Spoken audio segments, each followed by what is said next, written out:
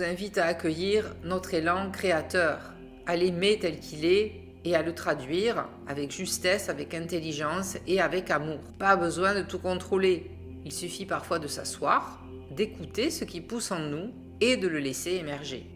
Quand l'impératrice sort dans un tirage, elle parle fort. Elle entre dans le jeu comme une voix claire qui dit « Exprime-toi, crée, conçois, rayonne, sors de toi quelque chose de vivant ». Dans une lecture, elle évoque un moment d'éveil intérieur, une prise de conscience fertile, un besoin de structurer une idée, d'articuler une pensée, de donner une forme à ce qui germe. C'est la carte des brainstorming féconds, des projets qui prennent vie, des élans qu'on décide enfin d'organiser. Elle peut représenter une femme charismatique, intellectuelle, séduisante, parfois dominante, une part de soi qui a besoin de créer, de penser librement, de s'exprimer sans retenue, une situation aussi propice à l'écriture, à la parole, à la transmission, ou plus concrètement, une réponse positive, une idée brillante, un projet qui s'ébauche ou un environnement stimulant. Par exemple, si elle sort à côté du battleur, on peut avoir une personne prête à passer à l'action, mais qui doit encore formuler clairement ce qu'elle veut. À côté de la papesse, ça peut indiquer une transition, de l'introspection vers l'expression,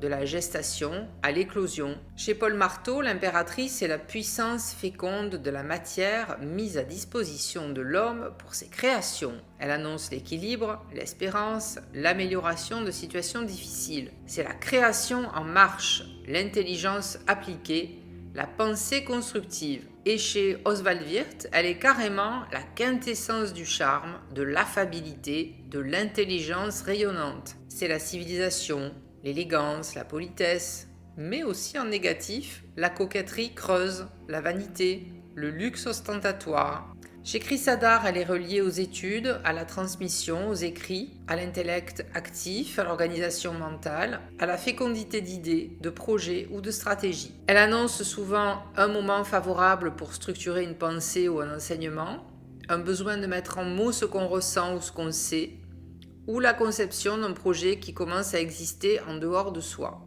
Et quand elle est à l'envers ou en aspect négatif, elle peut signaler un blocage intellectuel, un excès de rationalisation, un manque de structure malgré une grande créativité, ou une tendance à l'arrogance mentale, le syndrome de « je sais tout mieux que les autres, mais je ne fais rien ». Et c'est aussi, parfois on l'a vu, une figure de mère trop présente, ou une féminité en excès de contrôle. Et entre nous, si tu tires l'impératrice dans un tirage où tu demandes « dois-je enfin commencer ce projet qui me trotte dans la tête depuis 6 mois ?», la réponse est claire.